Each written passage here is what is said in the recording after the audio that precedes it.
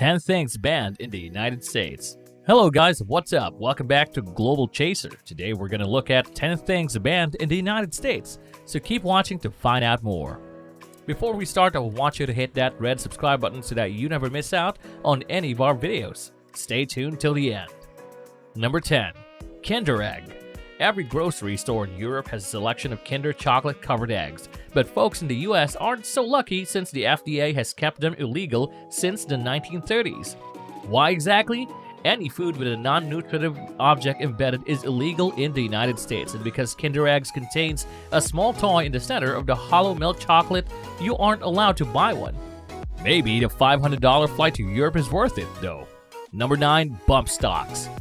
Automatic weapons which fire ammunition continuously with a single pull of the trigger have been regulated and generally banned since the 1930s, when Prohibition-era gangsters terrorized America with submachine guns, most notably the notorious Thompson submachine gun or Tommy gun.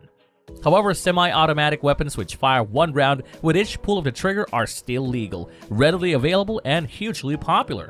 Devices called bump stocks allowed gun owners to circumvent the ban by easily converting legally purchased semi-automatic rifles into automatic weapons, but they were banned after a gunman used a bump stock to kill 58 people and wound 422 people in Las Vegas in 2017.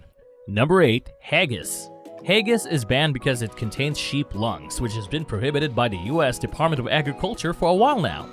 According to the USDA, the disease scrappy, which is common in sheep, poses a risk to American consumers. Here's the thing, there is absolutely no scientific evidence that humans can contract scrappy through eating.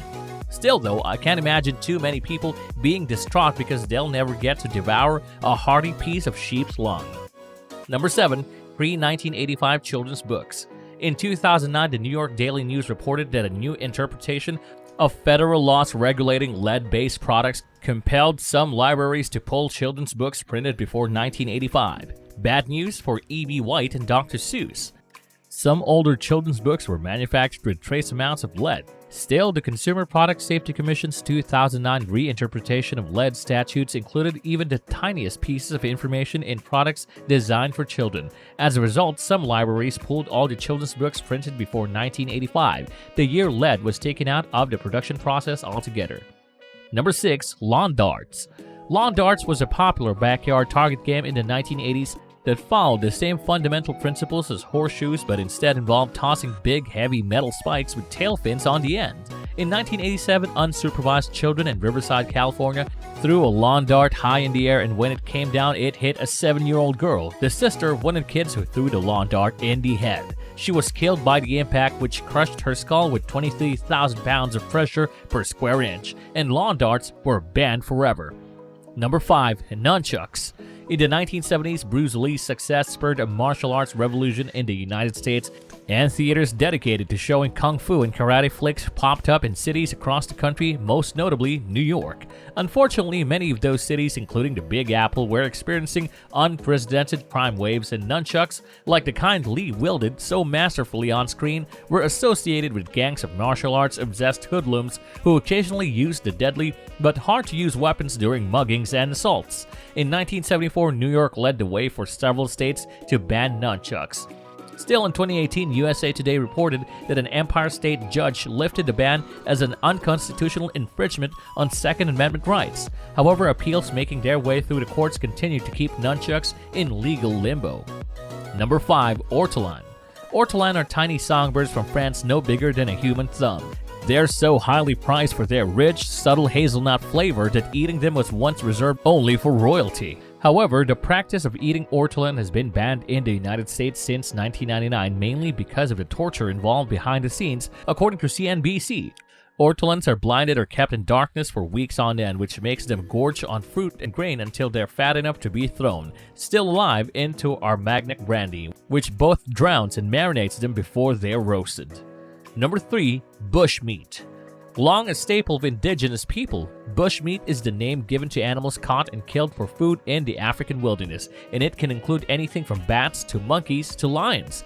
Its import has long been banned in the United States, partly for environmental concerns, but primarily because of the risk of spreading serious infectious diseases like Ebola. Despite its legal status, bushmeat remains a coveted delicacy for some African-born Americans and is frequently smuggled into the U.S., commanding a high price, as much as $100 for 6 or 7 pounds.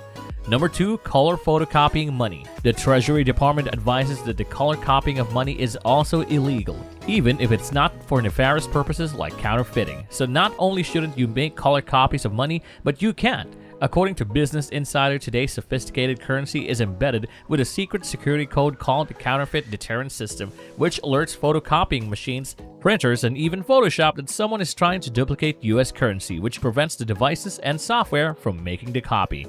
Number 1. Spanish ham. Spanish pork like Jamón Ibérico de Pelota is some of the finest in the world. The country's ham is almost as legendary as Cuba's cigars, and just like puffing on a Cuban, it's illegal to buy, sell, or import any Spanish ham in America without a proper license. According to a 2005 Chicago Tribune report dating to the genesis of the ban, not a single pork slaughterhouse in Spain meets FDA standards. Therefore, the country's delicious hams are contraband because of fears of spreading swine fever. While the government lifted the outright ban in 2011, bringing Spanish ham through customs for personal use or commercially importing it without an FDA license remains illegal. And that's all for today, folks. I hope this will help you. Tell me in the comment section what you think about the video, and also don't forget to like and subscribe to our video. With that, I'll see you on the next video.